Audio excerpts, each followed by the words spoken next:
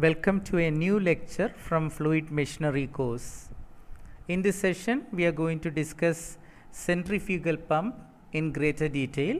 To start with introduction of pumps, thereafter classification of pumps, and after that, we will discuss centrifugal pump in detail, including the velocity triangles of centrifugal pump.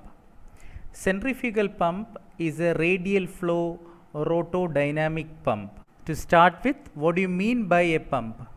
Pump is a hydraulic machine in which the mechanical energy supplied to a machine component is used to pressurize a liquid. That means pumps are devices in which the mechanical energy is converted to hydraulic energy. It is exactly opposite to that of turbines. And pumps are power absorbing devices. It consumes power, and shaft power is converted to hydraulic power in a pump. Hydraulic power in the case of pumps also referred to as manometric power. Pumps handle incompressible fluids, that is liquids like water. Pumps are used to pressurize liquids. In simple terms, pumping means pressurization of the liquid. In positive displacement pump, a certain mass of liquid is taken in a confined space and is pressurized and delivered out. And positive displacement pumps are classified into reciprocating pumps and rotary pumps. Don't get confused with the term rotary pumps and rotodynamic pumps. They are of different categories. Rotary pumps, that is the positive displacement type of rotary pumps. So here in reciprocating pumps, we can have further classification as piston or plunger pump or a diaphragm pump. And in a rotary type of pumps, which fall in positive displacement category, so we can have gear pumps, lobe pumps, vane pumps, screw pumps. So in positive displacement pump, there will be a direct mechanical displacer, which may be a piston or plunger or a diaphragm or set of gears, set of lobes, set of vanes or set of screws, etc. In rotodynamic pumps, there is an impeller mounted with vanes on it, and dynamic action of that rotating impeller will ensure the increase of static pressure of the liquid. Examples for rotodynamic pumps are centrifugal pump, turbine pump, propeller pump, and jet pump. Turbine pumps are so called because they have the constructional features similar to that of a turbine, but it is a pump. And propeller pump is an axial flow pump, and jet pump is a type of centrifugal pump which has an additional provision at the suction side to increase the suction lift. This diagram shows the type of flow through a centrifugal pump. Flow enters at the center of the pump, and which we call eye of the impeller, through a suction pipe, and thereafter it flows radially outward, enters the casing and flows circumferentially outward through the casing, and finally discharged in this direction.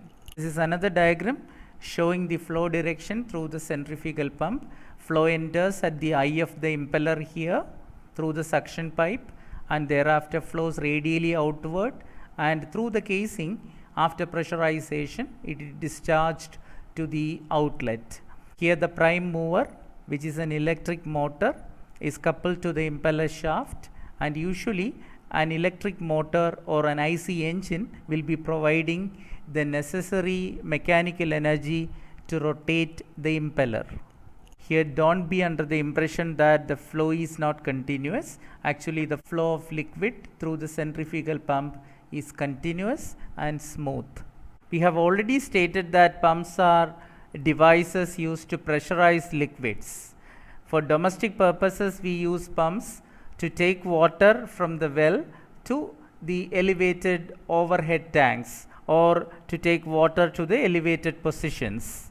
We have seen the flow direction in a centrifugal pump already. Now we will consider the increase in pressure. See, this is the casing shown over here, and which has a spiral shape just like the Francis turbine or a reaction turbine in general. So that scroll casing or spiral casing here also we have, and there is a rotating part called impeller. See the impeller mounted with vanes, as you can see, and this is the central portion representing the eye of the impeller. This is the discharge side. So the inlet is the center or eye of the impeller, and the outlet is in this direction. Now we consider the pressure variation. See, if we concentrate on the impeller vanes, as you can see, the blue colored portion that represents the minimum pressure regions, and the red color portion that indicates the increased pressure zones, maximum pressure zones, and in between the pressure will be intermediate. When the impeller rotates in the fluid to be pumped, there will be a partial vacuum at the central region called eye of the impeller portion. So this is that region, and towards the periphery that the pressure is increased. Why it is called a centrifugal pump? Because it makes use of centrifugal force to discharge the flow in the radially outward direction, discharge the liquid in the radially outward direction, and it provides a centrifugal head to the revolving mass of fluid, which is in forced vortex motion. So if you consider this rotation, see now the impeller rotates faster and this rotates slowly, and you should understand the curvature of the blade, and these type of blades are actually backward curved vanes with respect to the direction of rotation. Here the direction of rotation is clockwise, and the flow is in the radially outward direction, just opposite to that of Francis turbine. This schematic diagram will give us a better picture of the comparison between Francis turbine and centrifugal pump. As you can see, the diagrams are same, but what really matters is the flow direction. In other words, the mode of operation of a centrifugal pump is exactly opposite to that of a modern Francis turbine. And in the Francis turbine, we know that water coming through the penstock, entering the scroll casing, and flows circumferentially inward, and thereafter we have the guide vanes mounted on a stationary guide wheel, and the flow is taking place radially inward direction. And the guide vanes will direct the flow at proper angle to the runner vanes, so that the flow enters the runner vanes without any shock. So the flow is taking place in the radially inward direction. After the energy transfer and energy transformation from pressure energy to kinetic, it flows out axially.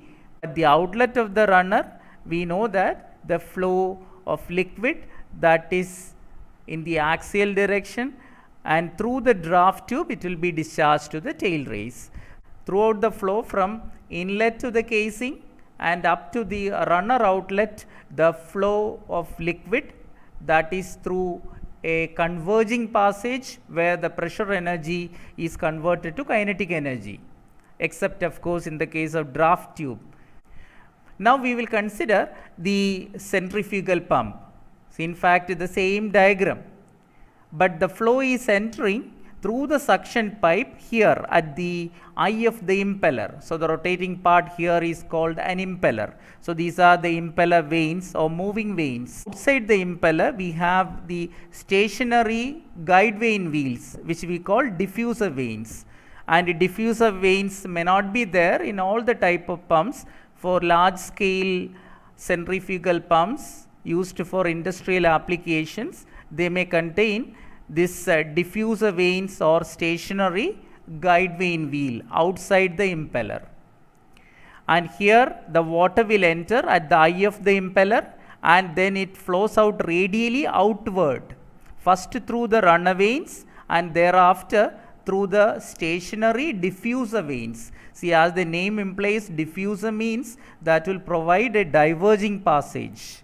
So the intention is to convert the kinetic energy of fluid into pressure energy. See, ultimately in a pump, what we require at outlet is maximum pressure energy.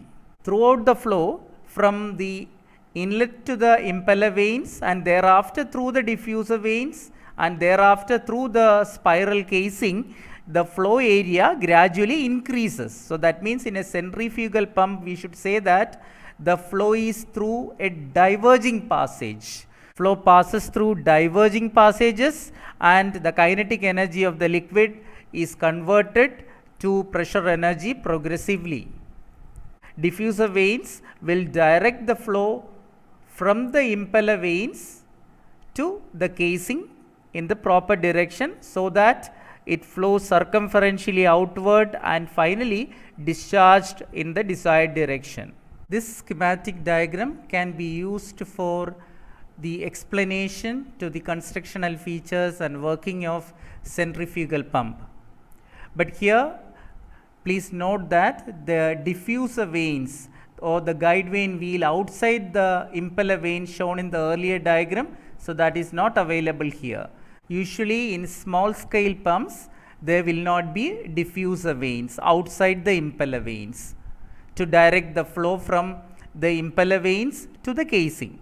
This is a suction pipe through which the liquid enters the center of the impeller called eye of the impeller, and thereafter we have this impeller mounted with vanes and the flow takes place in the radially outward direction and thereafter through the casing and circumferentially flows out in the diverging passage so that the kinetic energy of liquid is converted to pressure energy and that liquid with increased pressure energy is delivered out. Before starting the rotation of the impeller, we have to make sure that this portion of the casing and then the entire impeller and the suction pipe is filled with the liquid to be pumped. So when the impeller rotates in the liquid to be pumped, there is forced vortex motion for the fluid inside the impeller. This rotating impeller will cause the increase in centrifugal head of the liquid flowing through the impeller vanes. We call this a centrifugal pump because we are making use of centrifugal action, or the centrifugal force is responsible for the increase of centrifugal head while the liquid flows through the impeller vanes. During the flow of liquid through the impeller vanes, its kinetic energy as well as pressure energy both increases. The kinetic energy increases because of the energy transfer from the rotating impeller to the fluid. Its pressure energy increases because of the diverging passages. Since the flow of liquid takes place through this diverging passage between the impeller vanes, the kinetic energy is converted to pressure energy. So there is both energy transfer and energy transformation or energy conversion as in the case of reaction turbine. But please note that in reaction turbine, the pressure energy is converted to kinetic energy when the flow of liquid takes place through converging passages. But here in the case of centrifugal pump, the flow is through diverging passages and the kinetic energy is converted to pressure energy. Please note that here the direction of rotation is anti-clockwise in this case. And here the head indicated capital H, that is a static head. So which is the sum of the suction lift H suffix S and the delivery head HD. So usually the suction lift or suction head, that is the vertical height difference between the liquid level in the sump and the pump axis or the center of the impeller. The vertical height difference between the pump axis, that is this center level, to the liquid level in the delivery tank. So that is known as delivery lift denoted by small h suffix d. So suction lift and delivery lift. Total static head capital H is equal to Hs plus Hd, that is sum of suction lift and delivery lift. Important thing to note is that when there is forced vortex motion, there will be a partial vacuum created at the eye of the impeller, and the pressure acting on the liquid level in the sump, liquid in the sump is atmospheric pressure, and the atmospheric pressure is responsible for the rising of liquid through the suction pipe up to the eye of the impeller. There are two more important parts at the beginning of the suction pipe. So here we have a foot valve and a strainer. Strainer will avoid or prevent the dust and dirt from entering into the suction pipe, and foot valve is a non-return valve. That means it will allow the flow of liquid only in one direction.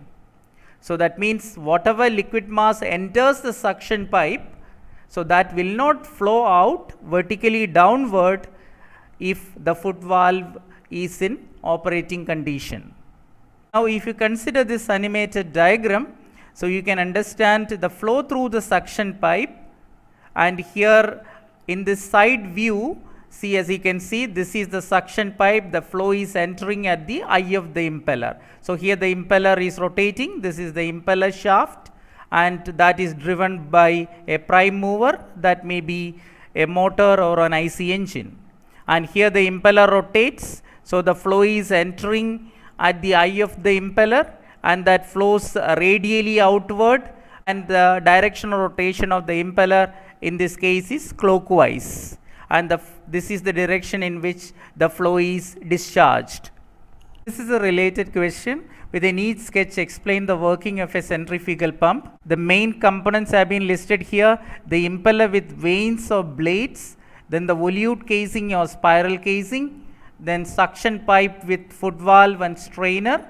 I told you the function of both of them already.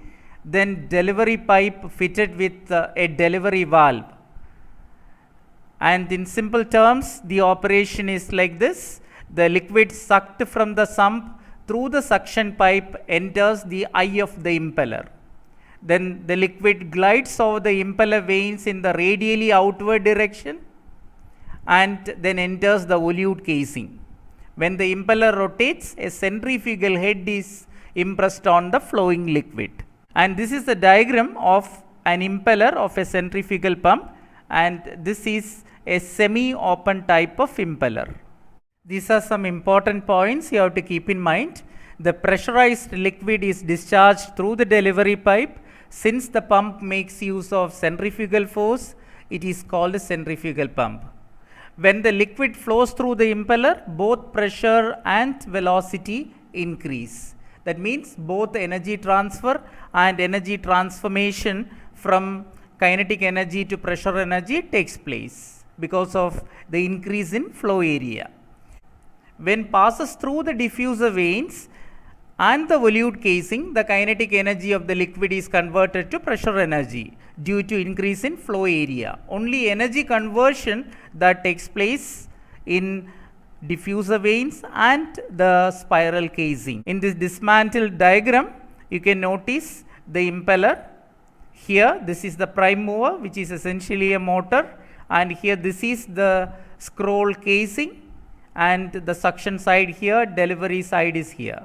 And this is the impeller, and this is a semi-open type of impeller, or we have base plate or a shroud on one side of the impeller. And we will come to the different types of impeller shortly. And this is the cut section view of the centrifugal pump. Here you can see the shaft on which the impeller is mounted. Here we have a semi-open type of impeller, and this is the casing, and this is the suction side, and here we have the delivery side. Now we will consider different types of impellers on the basis of flow and as well as on the basis of construction. And on the basis of construction, we have open, semi-open and enclosed type of impellers. See, as you can see in this diagram, this type of impeller is called open type of impeller, open impeller, and this is a semi-open, or you can say semi-closed. You can see the base plate on one side only, and this one is an enclosed type, or we say double shrouded impeller. Here the shrouding is on one side only. Here we have the shrouds or the cover plates on both sides. So that's why it is called enclosed type of impeller. These are the schematic diagrams of open impeller, and here we have semi-closed impeller and double shrouded or enclosed type of impeller. And these schematic diagrams actually represent the type of the flow direction and consequently the shape of the impeller. This is an impeller for purely radial flow, and this impeller is facilitating axial flow through the blades. And this one, the third diagram, is a combination of both radial flow and axial flow, called a mixed flow impeller. Axial flow impellers are used in axial flow pumps like propeller pumps. Just like in the case of axial flow turbines, we have axial flow pumps also, which handle huge discharge and relatively small head. These diagrams will give you a clear picture, and this is the open impeller, this is semi-open, and here this is enclosed type of impeller where the shrouds are there on both sides, and this is again semi-closed or semi-open, and this is also semi-open impeller. You have seen this before. See the curvature of the blades used in the impeller of a centrifugal pump. Please note the curvature of the blade. There are different types of impeller vanes that we will discuss next. Type of impeller vanes. Now the first diagram, this is the impeller with radial vanes shown schematically. So these vanes are along the radius, and here the direction of rotation indicated is the anti-clockwise direction. And the second one is the impeller with forward curved vanes. Forward curved vanes means, see the curvature, and the curvature of the blade or vane, so that is in the direction of rotation. See here the rotation is in anti-clockwise direction, and the curvature is also in that direction. So in other words, the blade is curved forward with respect to the direction of rotation. And the third set of blades, impeller with backward curved vanes. Here please note the direction of rotation is still in the anti-clockwise direction, but the blades are curved against the direction of rotation. That means the curvature is against the direction of rotation, or in other words, the blades are curved backward, or this is backward curved vane with respect to the direction of rotation. So the important note is, without direction of rotation, the diagrams B and C, the second one and the third one, they are invalid. So that means if you want to state that a particular set of blades on the impeller of a centrifugal pump, they are forward facing vanes, then you should show the direction of rotation also. In other words, if the vanes are curved forward with respect to the direction of rotation, then that is called forward curved vane. And if the curvature of the vane is opposite to the direction of rotation, then that is called backward curved vane or backward facing vane. Remember, most of the centrifugal pump impellers are mounted with backward curved vanes like this type for obvious advantages.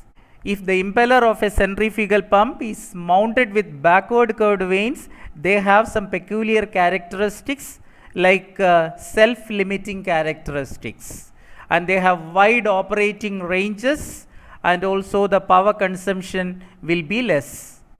Now the velocity triangles at inlet and outlet of the backward curved impeller vane of a centrifugal pump. I told you already, most of the centrifugal pump impellers are mounted with backward curved vanes due to the obvious advantages. And this is such a backward curved vane, and here the direction of rotation is anti-clockwise and the curvature of the vein is opposite to the direction of rotation. See, this is a single vein shown over here, and the inlet where the flow enters is here, that is inlet 1, and outlet tip here is 2. And the flow is taking place in this direction. And this is the center of the impeller denoted by O. So, O1 is the radius at inlet tip 1, inlet of the vein, impeller vein 1, which is backward curved. And O2 is the radius at the point at the outlet 2. O1 is equal to R1, which is equal to D1 by 2, and O2 is equal to R2, that is equal to D2 by 2. Obviously, D2 is greater than D1, and the flow is in the radially outward direction. And for shockless entry, we know that the relative velocity must be tangential to the blade surface at inlet and outlet. So, here VR1 is tangential to the blade surface at inlet, that is this direction, and for shockless exit, the relative velocity VR2, that must be tangential to the blade surface at outlet. If you draw a circle representing the impeller at inlet 1, and if you draw a tangent at the point 1 to that circle, that will be the reference direction for marking the inlet angles. So, what is the inlet angle? The guide vane angle at inlet is alpha, that is the angle made by the absolute velocity of liquid entering at the inlet with the direction of motion at inlet. Inclination between V1 and U1 is alpha, and inclination of the relative velocity with U1, that is theta.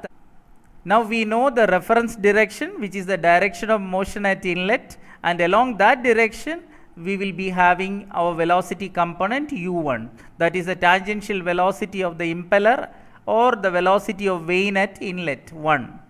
Now, if we draw a circle with radius O2, that is radius R2, at the point 2, that will represent the outlet of the impeller. So, to that circle, if you draw a perpendicular to this radius O2, then that will represent the direction of motion at outlet. So, in this direction. So, that will be, in other words, that will be the direction of U2. You may be remembering the velocity triangles we have drawn in the case of Francis turbine. If you recollect that, in the case of Francis turbine, at the outlet we have the whirl component of velocity 0. In the case of centrifugal pump, it is exactly opposite. Here the whirl component of velocity at inlet is usually 0 unless otherwise specified. So, whirl component of velocity at inlet VW1 is 0. So, that means the absolute velocity V1 should proceed along the radius. So, that is the key point in the construction of inlet velocity triangle. In other words, at inlet to the vane, you have to make the flow purely radial. That means the absolute velocity of the liquid entering will be along the radius, that is O1 in this case. So, this is V1, absolute velocity, relative velocity is this, and the tangential velocity of the vane is U1. And this inlet triangle is very simple, it is a right triangle, where the guide vane angle at inlet alpha, that is 90. And VW1 is usually 0 unless otherwise specified that there is a pre-whirl. So, usually for solving numerical problems and all, you can consider that VW1 is 0. So, V1 is equal to Vf1 and VW1 is 0 and alpha is equal to 90, that is guide vane angle at inlet, that is inclination of V1 with U1. And vane angle or blade angle at inlet, that is the relative velocity, makes an angle theta with the direction of motion U1, and this theta is known as blade angle or vane angle at inlet. Now, at the outlet, the tangential to the blade surface at outlet, that is in this direction, along which we have VR2, and we have already stated the direction of U2. So once you mark VR2 and U2, the closing side will represent the absolute velocity of water leaving the impeller vane. Now the outlet velocity triangle is this one. If you consider two components of V2, one perpendicular to U2 and one along U2, then you will get the velocity of flow and velocity of whirl at outlet. Here Vf2 is the component of V2 perpendicular to U2, and Vw2 is the component of V2 along U2, and Vf2 is called flow component of velocity at outlet, and Vw2 is called velocity of swirl or velocity of whirl at outlet. And absolute velocity is inclined at an angle beta with the direction of motion at outlet, that is with the direction of U2. So angle between V2 and U2, that is beta, that is called guide vane angle or guide blade angle at outlet. And here the vanes are set back or curved back at an angle phi. That means the relative velocity VR2 is inclined at an angle phi with the direction of motion U2 at outlet. So inclination of VR2 with U2, that is angle phi, which is called blade angle or vane angle at outlet.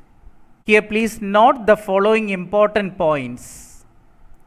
The relative velocity at inlet VR1, that must be greater than VR2, because during the flow between these impeller vanes, the flow area gradually increases and the kinetic energy is converted to pressure energy. So the velocity is reduced.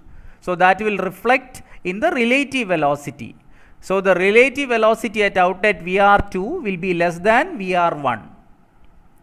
But absolute velocity V1, that will be less than V2, or in other words, absolute velocity of liquid leaving the impeller vane, the magnitude of which will be greater than the absolute velocity of liquid at inlet V1. So V2 will be greater than V1. This is because of the energy transfer from the impeller to the flowing water.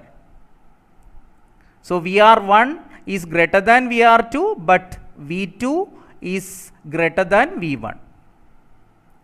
And now U2 obviously is greater than U1 because the diameter D2 at outlet is greater than diameter at inlet D1. And U2 is equal to pi D2 n by 60 and U1 is equal to pi D1 n by 60. Now we will discuss how to draw the velocity triangles of a centrifugal pump having an impeller mounted with backward facing vanes. For that purpose we will draw a portion of the impeller like this, and we will draw one backward curved vane on it. This is the backward curved vane in section. Inlet radius R1 and outlet radius R2. R1 is equal to D1 by 2, R2 is equal to D2 by 2. These two are the tangential directions at the blade surface at inlet and outlet, along which the relative velocity will proceed, and the direction of rotation of the impeller is anti-clockwise. N is the RPM. This is the direction of U1, which is perpendicular to the radius of the impeller at inlet, and outlet tip is 2, inlet tip is 1, and we will draw the radius at the outlet tip 2, and perpendicular to that will be the direction of motion of the vane at outlet. Direction of U2 is this one, and direction of U1 has already been indicated. We know that VR1, which proceed in this direction, VR2 will be along this direction. Direction of U1 and direction of U2 have been indicated here. VR1 and VR2 have been marked, and this is U1, which is parallel to the direction of U1 indicated here, and the third side will be the absolute velocity V1. And now at the outlet side we will mark U2, which is parallel to the direction U2 indicated here. U2 is found out by pi D2 n by 60, and u1 is equal to pi d1 n by 60. We know that u2 is greater than u1 because d2 is greater than d1. So after marking u2, the third side will be the absolute velocity of water leaving the impeller. So v2 has this direction here, and inclination of v2 with u2, that is beta guide vane angle at outlet, and inclination of vr2 with u2, that is vane angle at outlet, and the radial component of v2, the component of v2 perpendicular to u2, that is vf2, and the component of v2 along u2 in the direction of u2, that is the whirl component of velocity vw2. Now at the inlet side, if we complete the third side, that is along the radius, that is absolute velocity of water at inlet. So in this case, the guide vane angle at inlet alpha is 90. So v1 is equal to vf1 and vw1 is equal to 0. This completes the two velocity triangles, inlet and outlet. This is the final velocity triangles at inlet and outlet with the important details displayed over here. From the outlet velocity triangle, you can have tan phi is equal to opposite side vf2 by adjacent side u2 minus vw2. Whenever in a question it is specified that the vanes are set back or curved back at a certain angle, then that is the inclination phi. Also, by using trigonometric relations from the outlet velocity triangle, we can get vw2 is equal to this u2 minus this distance, that is vr2 cos phi. So vw2 is equal to u2 minus vr2 cos phi. Here in this diagram, please note that the points 1 and 2, that is inlet and outlet, they are not on the same radius. So therefore, if you draw the tangential direction at 1, that is the direction of u1, and the tangential direction to the impeller at 2, that is direction of u2, they need not be parallel. But to make it a simplified view of the velocity triangle, you can assume that two horizontal directions as indicated here will represent direction of u1 and direction of u2. So in this simplified view, the direction of u1 and direction of u2 are indicated by two horizontal lines proceeding to the left, because here the direction of rotation is anti-clockwise. And then you can draw the two velocity triangles as discussed before. With this, I wind up this lecture. Have a happy learning experience. Thank you so much.